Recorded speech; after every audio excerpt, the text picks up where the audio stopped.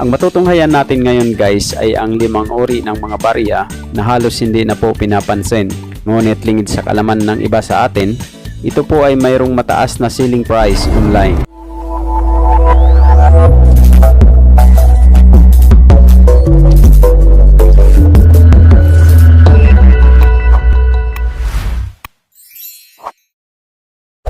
Circulating coins po itong ipinapakita natin ngayon guys.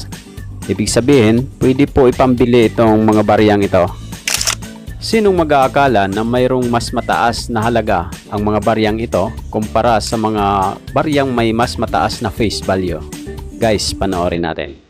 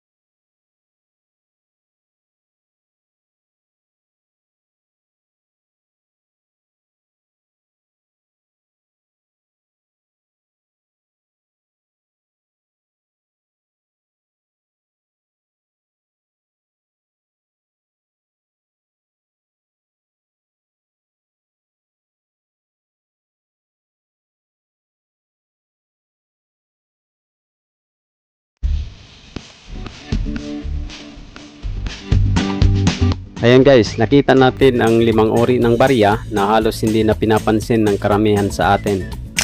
Marami pa pong uri ng mga barya ang ipapakita natin dito. Kaya guys, kung hindi pa kayo nakasubscribe ay mag-subscribe na kayo at i-click ang notification bell para updated kayo sa mga susunod nating uploads.